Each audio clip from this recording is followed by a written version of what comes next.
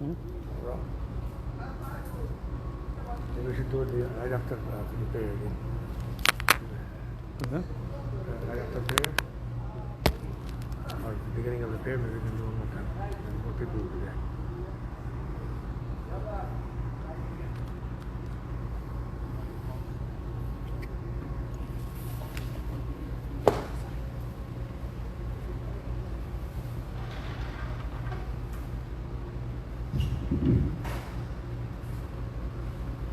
الله أكبر الله أكبر الله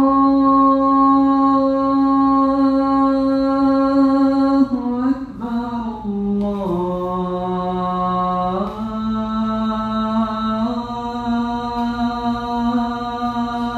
أكبر أشهد أن لا إله إلا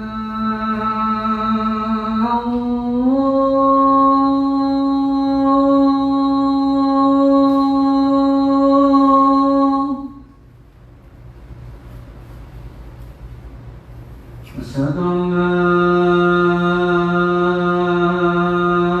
إله إلا الله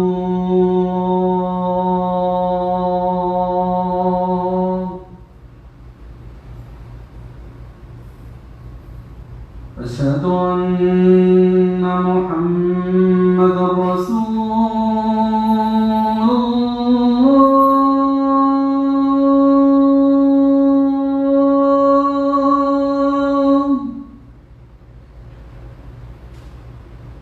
أشهد أن محمدا رسول الله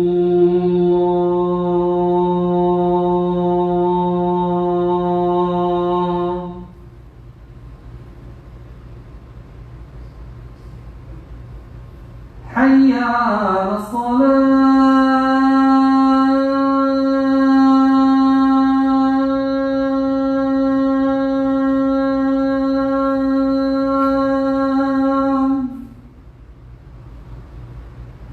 حي على الصلاة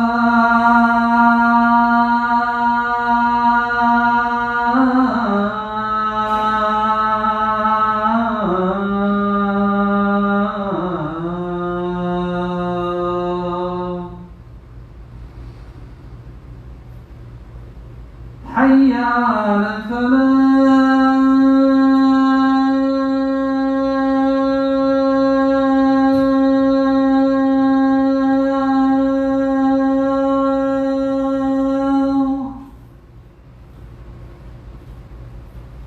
حي على الفلاح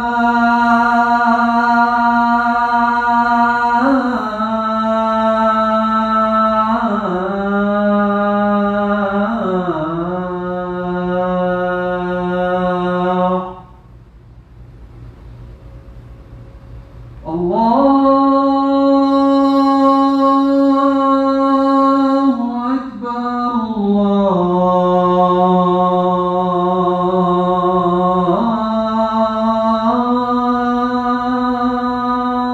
الله أكبر لا إله إلا الله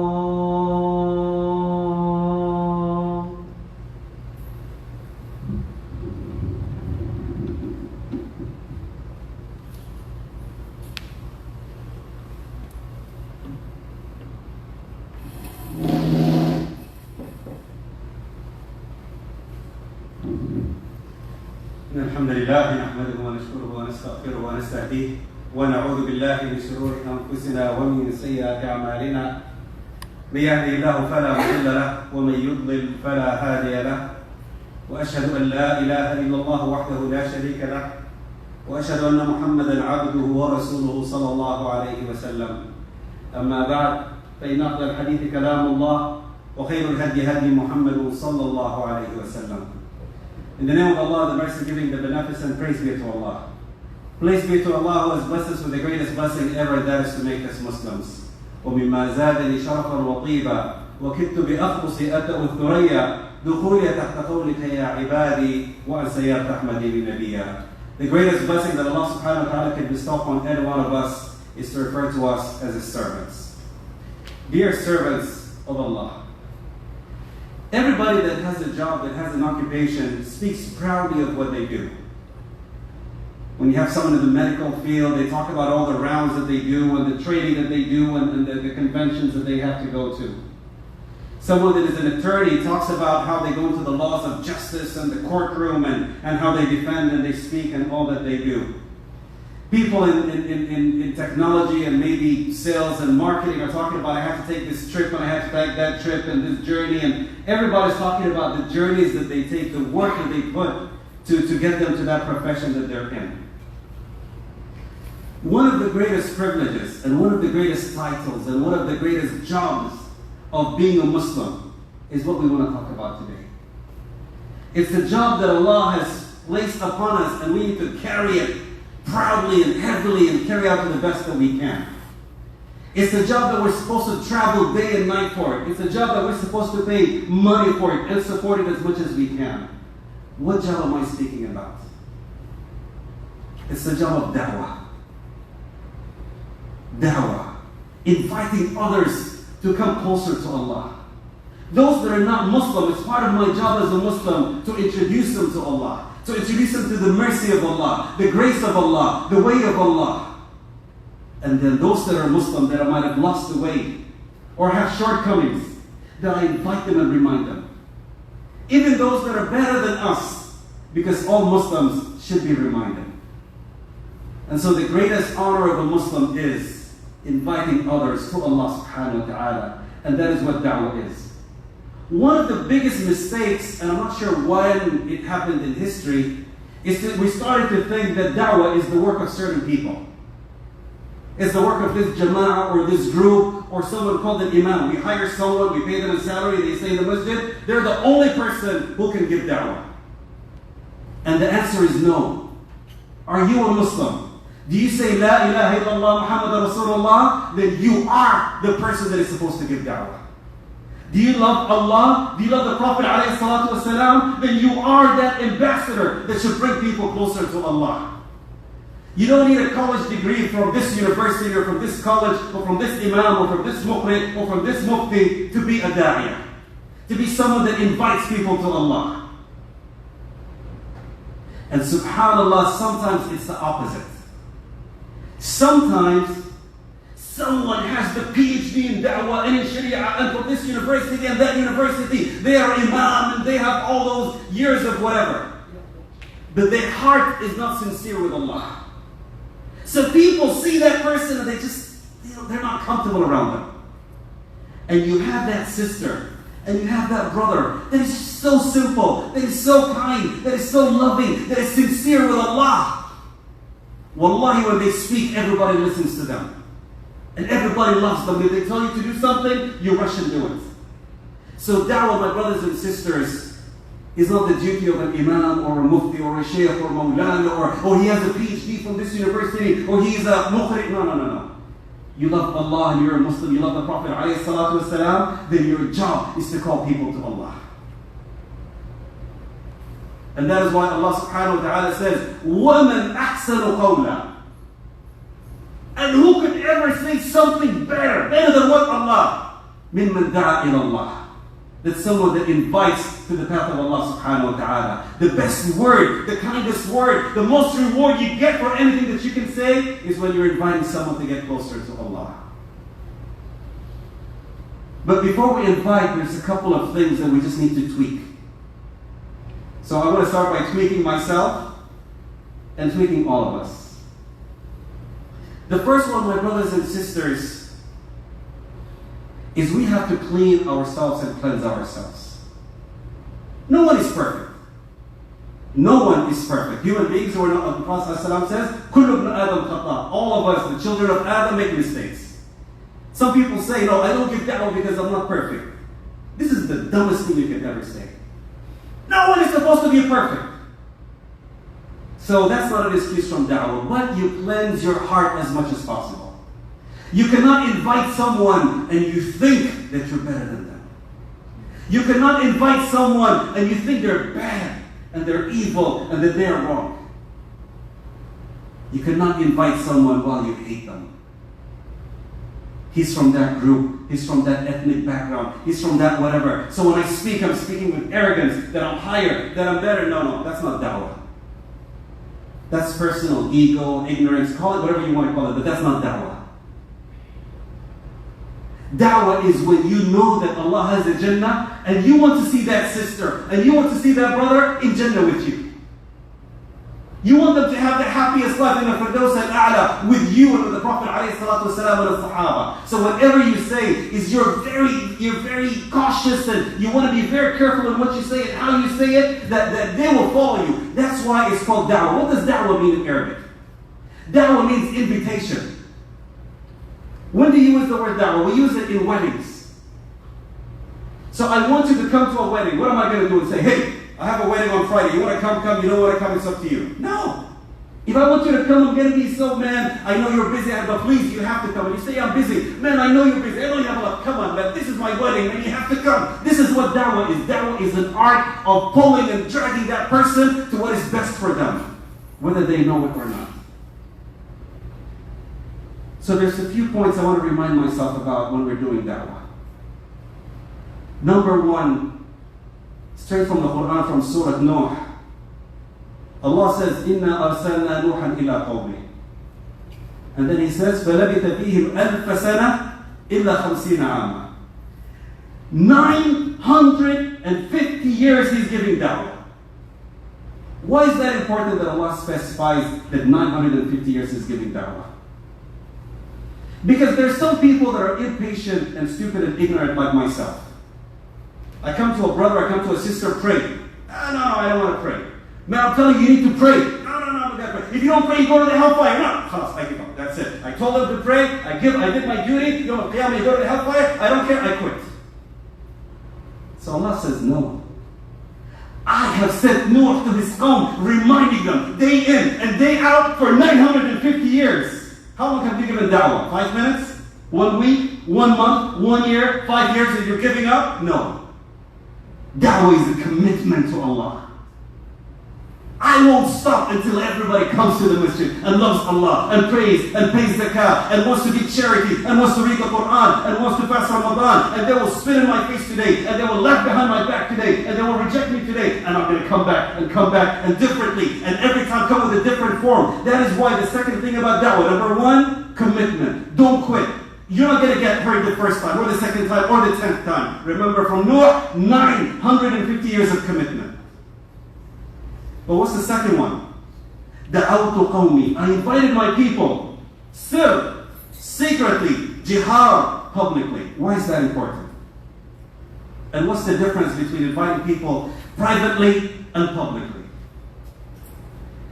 If someone is to do something good, you invite them publicly.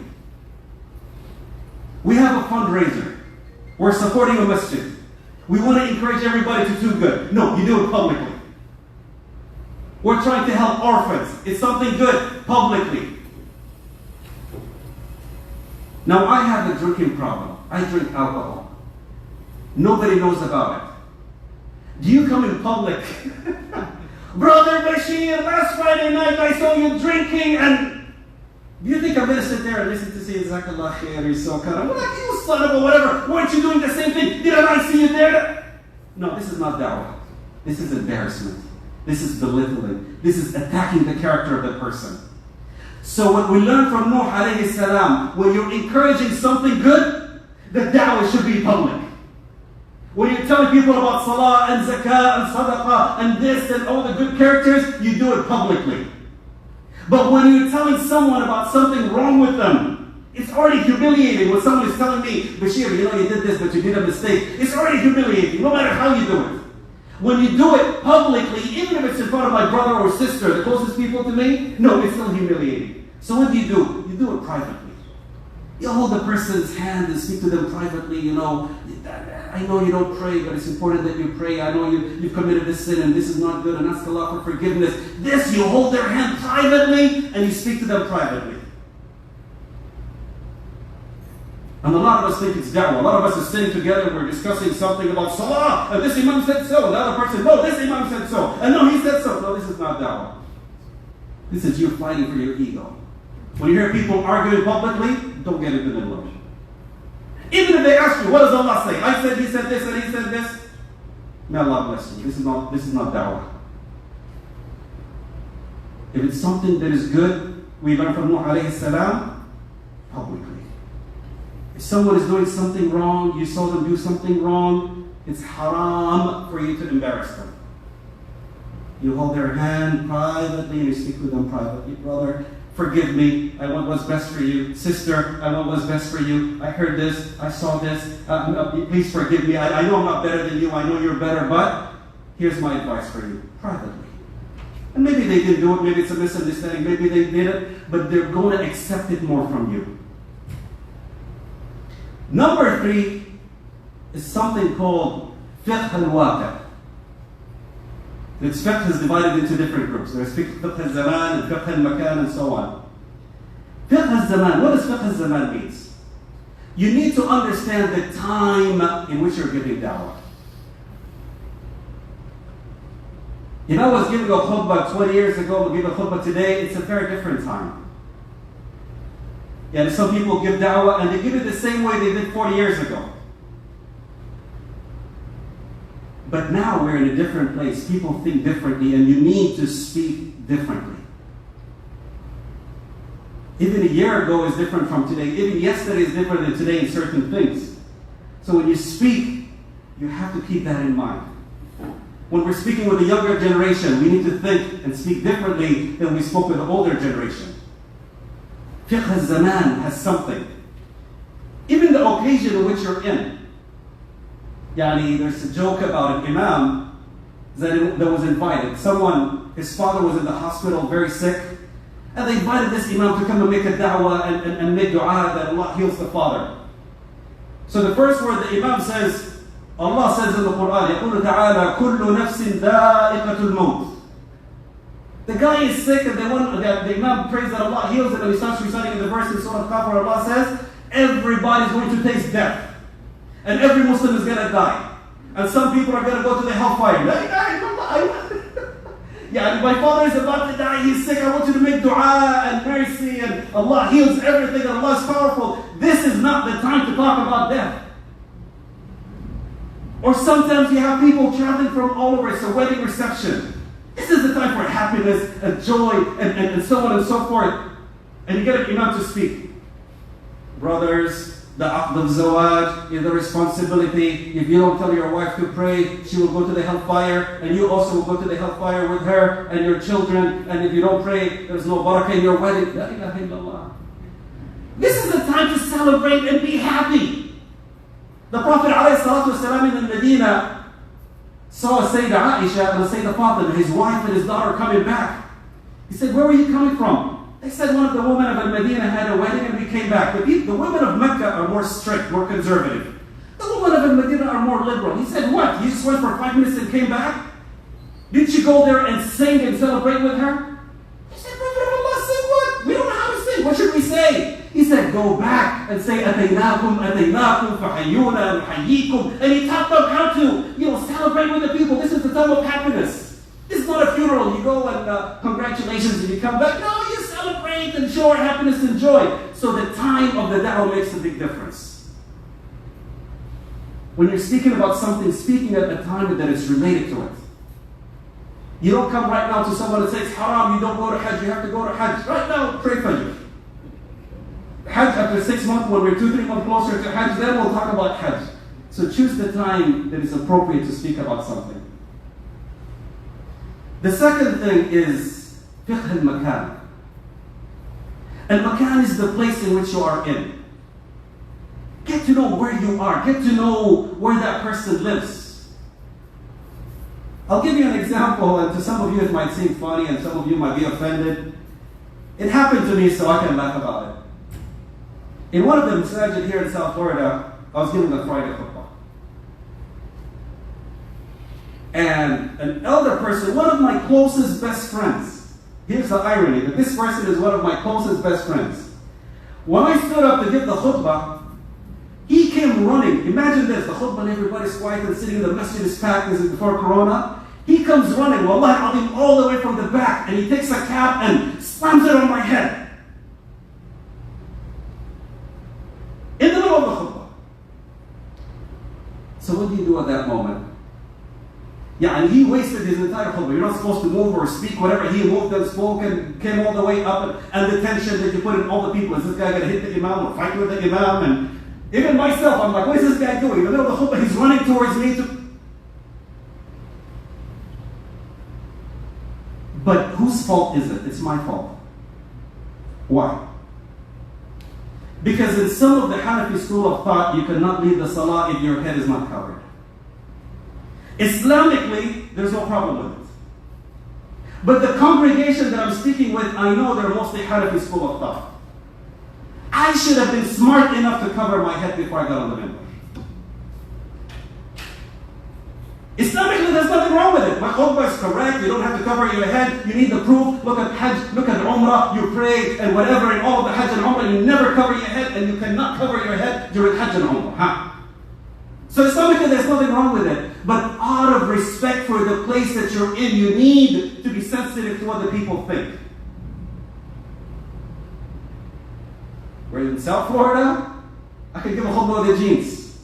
In other places, if I go, you guys know what will happen to me. So when you're speaking for people to accept what you're saying, be aware of where you are. The location of where you are. Sayyidina Umar al-Khattab sent the Sahaba, in the sake of Allah, they left Mecca and they left Medina and they went all the way to Asham and they reached the land of Palestine and now they want to open Palestine. Sayyidina Umar al-Khattab came. The Jews said, we will give you the key, but we have in our doctrine, in our old scripture, that a man whose name starts with the letter Ayn and 3 letters, meaning Umar, is the one that opens it. And we will not give the key until Umar comes. It's a very long, beautiful story. Sayyidina Umar was so humble and down to earth. It wasn't about the dunya that was Khalifa. He was there for the sake of Allah and the da'wah, getting people closer to Allah. So he's traveling for days on a horse. He and his servant. And he will recite a juz while he's sitting in the horse, and if he makes a mistake, the guy pulling the horse will correct him.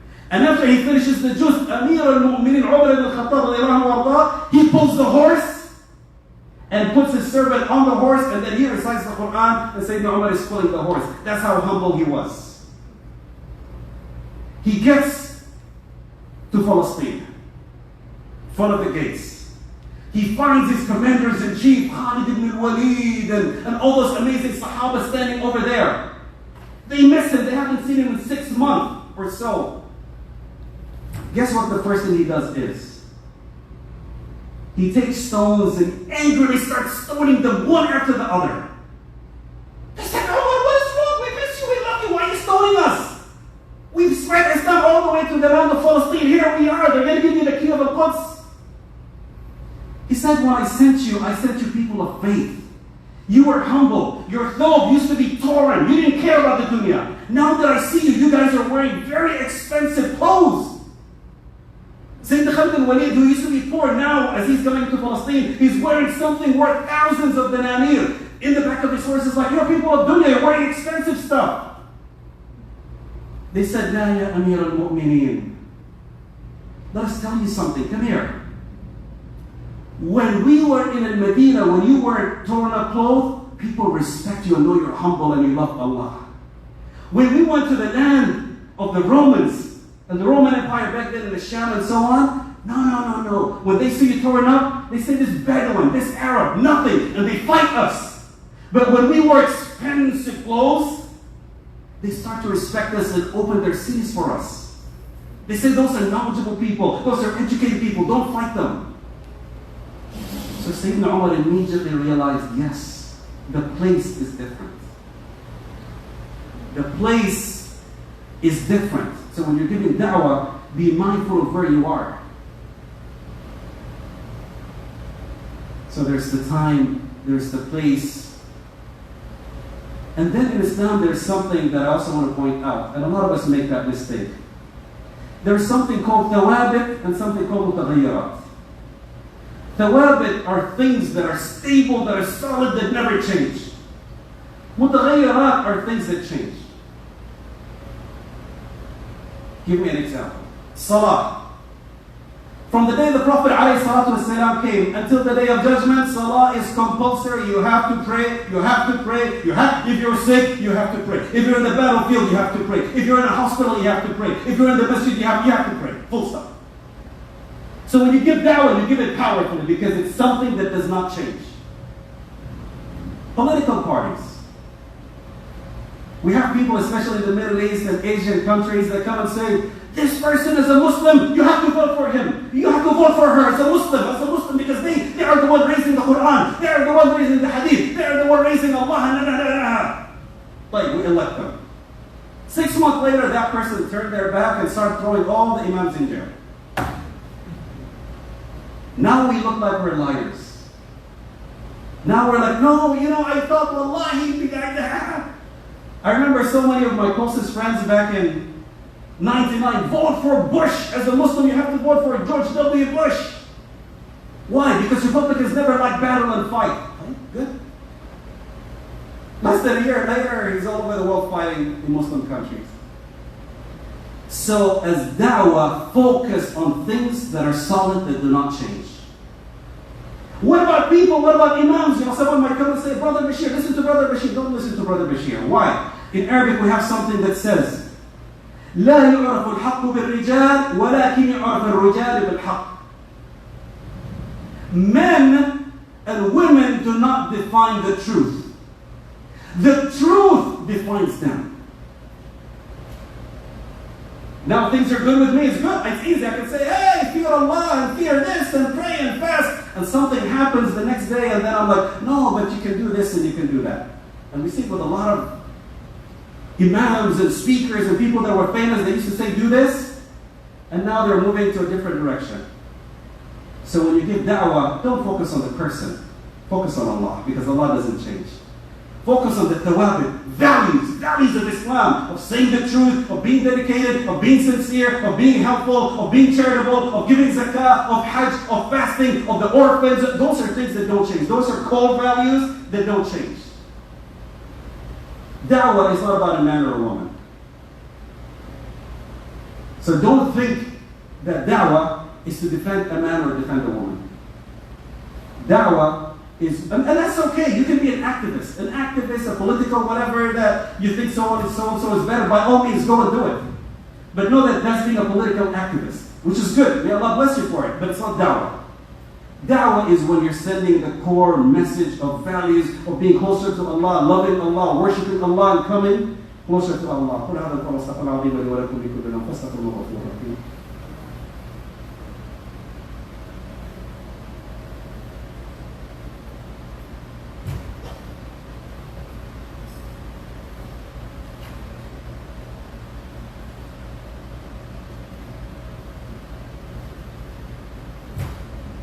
Bismillah, alhamdulillah, wassalatu wassalamu ala rasulillah. Beloved brothers and sisters, the Prophet ﷺ describes the importance of da'wah. Because one of the biggest challenges, we forget the role of shaitan. I go to the mall, especially with the sisters, and maybe we find a sale. What's the first thing I do when I find a good sale? Go and see Macy's. Go and see there have a closeout. What used to be $30 now is $5. Boom! There's a network, social network that goes out. Everybody's out. What about us? Restaurants, work, specials, whatever. You tell your friends about all the promotions. Like, I don't pray, and you know that I don't pray. Shaitan comes to you and says, no. This is between him and Allah, and don't show off. And if you tell him to pray, maybe, he will get upset, maybe he'll get angry, maybe... This is where Shaitan comes in, and then, even though we know you're doing something wrong, but we are afraid to tell you. Maybe they will second guess me, maybe they think my intention, maybe all that maybes, and then I hold back and I don't give da'wah. So the Prophet ﷺ describes it in two beautiful hadith.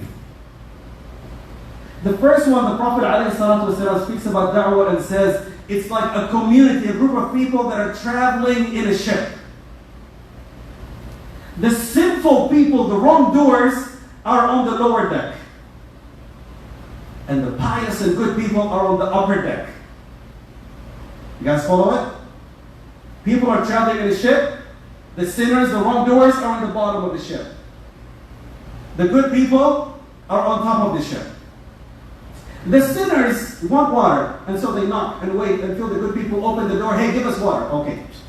5 minutes later, we want water. They knock and wait. Finally, the sinners in the bottom of the ship, they say, you know what? Every time we want water, we're going to knock. No, we're in the middle of the sea. Just drill a hole in the bottom of the ship.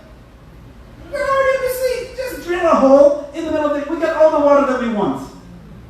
So the Prophet ﷺ said, if the people of good who are on top do not pay attention to what's happening down, is only the lower part everybody's gonna drown. Who's gonna sink?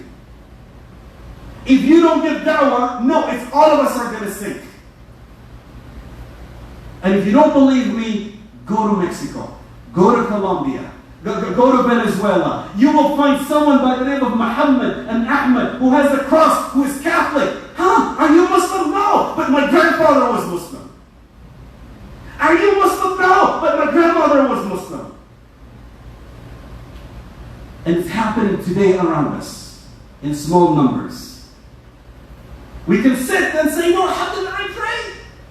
I'm not going to tell someone else, it's none of my business. But that is what we are assuring, that the whole ship is going to sink.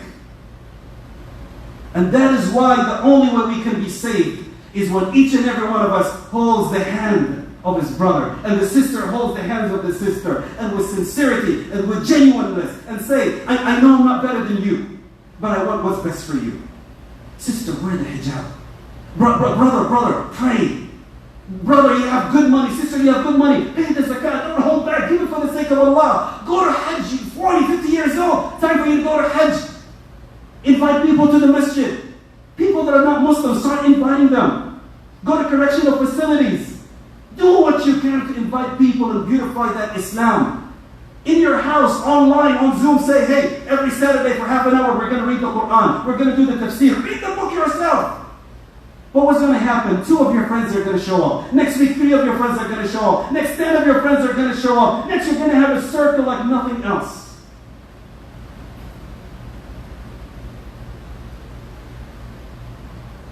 One example of dawah, and I'll conclude with it. And again, sometimes when we give names of political groups, people assume that you belong to that political group. And if you know me, I don't affiliate with any political groups. But I'm just giving it as an example of something that happened that is so great. Not that I support that person or agree or disagree with him, but just to give you an example of how when someone started something, it grew so fast. There was an imam in the late 40s in Egypt. And this imam was given a small masjid all the way in the village. Nobody came to the masjid. Next to the masjid was a coffee shop. And everybody's going there with the hookah, they hear the adhan, maghrib, nobody goes to maghrib prayer, everything else. So what does the imam do? After maghrib, he went to the coffee shop. And sat with one of, sometimes, there is what we call the mu'allim. The mu'allim is the big guy. He's the boss. When you go to the coffee shop, there's always that big boss that has the circle around him. And this guy went straight to the boss and sat next to him. And he was the funniest guy ever. Man, how's your day going? How are you doing this? How are you doing that? And he just started joking and laughing with him and laughing and joking and whatever. And the guy in the middle of the coffee shop said, man, I love this guy. He said, tomorrow you have to come. I'm going to invite some of my friends. You come and say what you said to them again tomorrow, and all of your food and drink is on me. He said, okay. So he came the next day, and this guy invited more of his friends, and he said this and that, and he threw a couple of hadith Allah said, and the Prophet ﷺ said, and da. He said, man, this guy is amazing. I love you, man. The third day, the coffee shop was full. Everybody loved this guy with his sense of humor and his love for the deen and how he was speaking and the charisma and so on. So now the whole coffee shop is full. People standing outside. So he told them, I have an idea. On the 4th day, tomorrow, why don't we go and do it in the masjid? And they all started to laugh. we here with this smelling like hookah and we're dressed like this. We go to the masjid. Wallahi, the imam will kick us out. He said, guess what? I am the imam of that masjid. And I'm inviting each and every one of you. Now that person that started from a coffee shop, his name is Hassan al-Banna. And he started a political group called Al-Akhwan al-Muslimin, the Muslim Brotherhood. Regardless of whether we agree or disagree, I'm just talking about how, when you start simple and close and dedicated with people, how something can grow. And now the followers of that group are by the millions in Egypt, in Kuwait, in Qatar, in Pakistan, in Palestine. It grew from a simple meeting in a coffee shop. The point that I'm getting to is have the courage to speak and invite. Shaitan is going to put the barriers. He's going to think, she's going to think, they might think, they might... No. If it's from the heart, you'll accept it. And Malish, I know I said it's the last one, but I just remembered one and I'll conclude with it. Usually we have to go a little bit over time, so, and you guys are kind and forgive me for it, so exactly what I have. I have a few friends who for the last 15 years, always in Chicago, they go every Friday and give the Friday khutbah in a different prison, in a different jail, in a different either county jail or correctional facility or federal prison. And once a month they meet together to see what can we do differently. So one of them will say, I'm giving dawah in this masjid and this person became Muslim and they want to learn about the Quran. And this guy says, I'm good in the Quran. So next week I'll go to your masjid, to your prison, and you go to a different prison. The other one says, they want to learn about the hadith and this and salah and whatever. This guy says, I'm good in fiqh. So each month they sit and recalibrate what they're doing. And so I'm talking to this good friend of mine. How long have you done it? 15 years. Every Friday they go to different prisons and jails and inviting people to Islam. And usually each one will have about 1 or 2 people a month become Muslim. 1 or 2 people a month in each jail becoming Muslim. So I asked them, who is the best amongst you? So there's about 13 of them. I said out of curiosity, who's the best amongst you? He said, you won't believe it. Now one of them is my friend, he has a PhD, mashallah, and a doctor, and this amazing guy, and speaks English fluently. The other one, attorney, very fluent. The other one is a business person, been born and raised here. All of them speak English very, very fluently and know the culture and lived in Chicago for years and know the different places. And so they speak very good with them. And that's why each month you have 1 or 2 people become Muslim. He said, Wallahi, the best one amongst us is a brother that came 6 months ago from Egypt. Wallahi, the brother cannot speak 1 proper word in English. But he has a pure heart. He loves Allah. He says this brother, when he speaks broken English, but every single person in the prison wants to come and listen to him. He said the Hispanic people gather, the white people, the African American, everybody just gathers, and the way he speaks, you can tell it's from the heart, and he's funny. He's like, brother, Allah, He loves you. Allah is kind, He's good. You become Muslim. Say, La ilaha illallah. He said every single time at least 15 or 20 people become Muslim because of him. Not because of the languages, because he's sincere about it. So there's all those things about da'wah we need to do, but the most important thing, if you want Allah to guide someone, is make sure that it comes from a sincere heart. If you are sincere, wallah, Allah will change person after person after person in front of you. That brother that doesn't pray and is always at the bars and is always drinking, if you are sincere in your da'wah, if you're private, if you hold their hand, if you show them that you love them, if you support them and show them the way, wallah, tomorrow they'll be a better Muslim than you and me. And that sister that doesn't care about religion is going dressed in shorts and tights and everybody thinks she'll never be a good Muslim. Wallahi, sister, if you have that sincerity in your heart that you love her and you want her in Jannah and you pray at night for her. Sincerity is when you want Allah to guide someone. It's not just speaking publicly. You plant the seed at night when people are praying. You make your sujood and pray. Allah, guide them. Allah, put love in their heart just like you do with your children. Your son, your daughter, late at night, you're praying for them, you do it for all the Muslims. Allah, our daughters that have lost the way, guide them, protect them. Allah, our sons that don't pray, that don't do this, that don't do that, that are chasing the long way, guide them, make them better Muslims, make them find good spouses and have wonderful children, guide them to the masjid. Make it come from a sincere heart. And wallahi, if it comes from a sincere heart, watch what Allah will do to them. So beloved brothers and sisters, I conclude with what I started with. Da'wah is not the responsibility of the Imam or the Sheikh or the Mufti or the Maulana or the Alim. You love Allah, you love the Prophet alayhi salatu wasalam, you want us, your brothers and sisters, in Jannah with you, then da'wah is your job.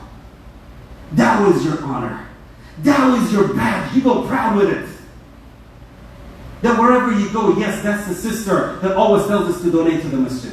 Yes, that's the sister that always tells us to pray. Yes, that's the sister that has a Zoom group that makes us recite the Quran. Yes, that's the sister that if you have problems, she's the sister that helps us. She has this group of people that donate for goodwill. If you can't pay your rent, get in touch with that sister. That's the brother that does this. That's the brother that does that. And this is what we need to do. Allah subhanahu wa ta'ala guide our tongues, guide our hearts to make us in the path of da'wah.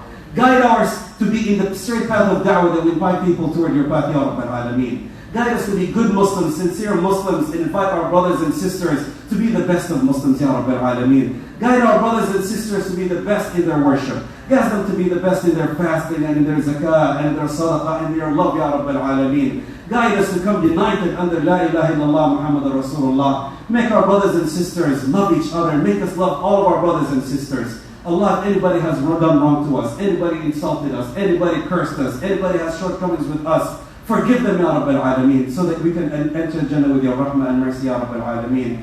وقل آخر دعوانا الحمد لله رب العالمين وقوموا لصلاتكم يرحمكم الله. الله أكبر الله أكبر أشهد أن لا إله إلا الله أشهد أن محمدا رسول الله حي على الصلاة حي على الفلاح قد قامت الصلاة قد قامت الصلاة الله أكبر الله أكبر لا إله إلا الله.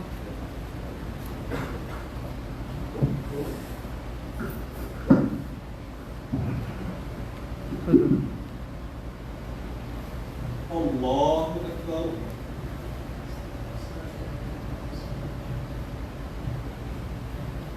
الحمد لله رب العالمين الرحمن الرحيم مالك يوم الدين إياك نعبد وإياك نستعين اهدنا الصراط المستقيم صراط الذين أنعمت عليهم غير المغضوب عليهم ولا الضالين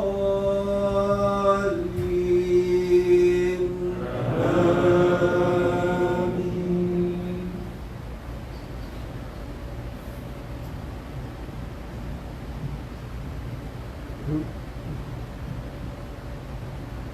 القارعة ما القارعة وما أدراك ما القارعة القارعة يوم يكون الناس كالفراش المبثوث وتكون الجبال كالعهن المنفوش فأما من ثقلت موازينه فهو في عيشة راضية وأما من خفت موازينه فأمه هاوية وما أدراك ما هي نار حامية. الله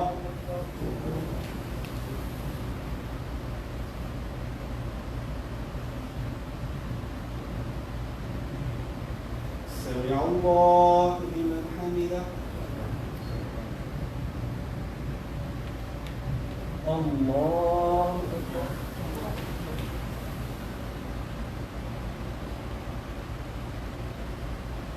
الله أكبر.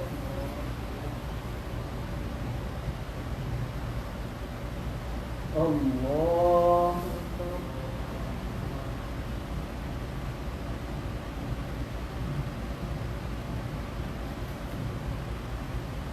الله أكبر.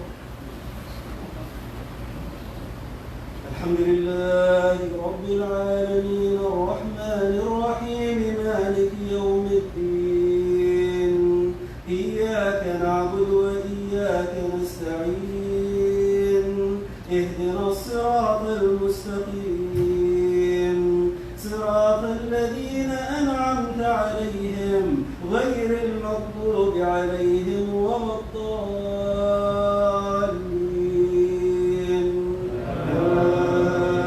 آمين.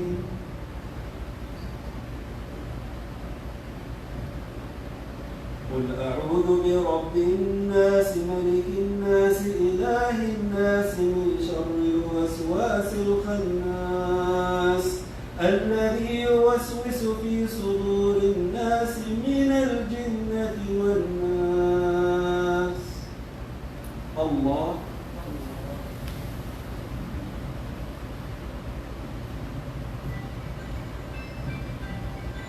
سمع الله لمن حمده.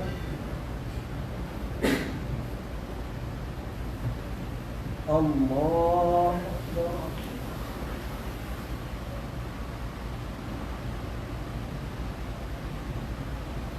الله أكبر.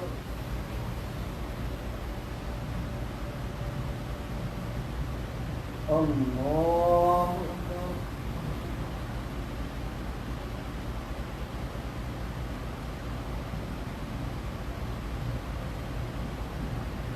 الله.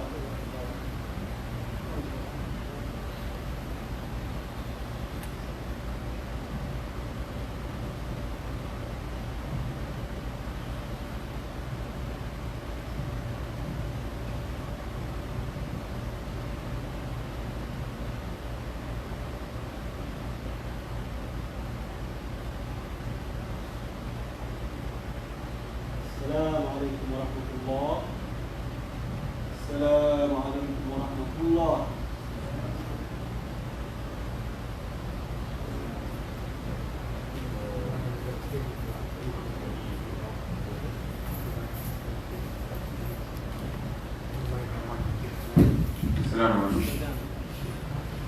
Brothers and sisters, please, before you go, if you would join us in reciting Surah Al-Fatiha on behalf of Brother Ala Radwan, who passed away in Texas.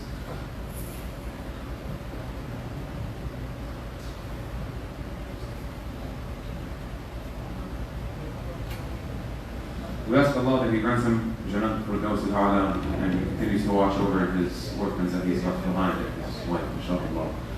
Brothers, as many of you know, there's been a devastating flood in Sudan, and we've launched a campaign here to collect donations to help out our brothers and sisters in Sudan. You can find that on the Facebook page. You can also send money through the Zelle or the Cash App and just leave it in the memo. You can drop off a check, leave it in the memo that this is for donation to Sudan, inshallah. May Allah reward you and give you back, inshallah. Also, we do need your donations, as always, for the masjid. The past few weeks, we've been struggling to keep up, even just paying our one-paid brother here who is the caretaker for the masjid. So please try to give generously on your way out. We are always in need of your help. And if not financially support, please do your part. Let your friends and your family and your brothers know that this masjid is open. We are praying 5 times a day. We have the Friday prayers going on. Invite people to come in, inshallah, so they can also help us. Thank you very much. Assalamu alaikum.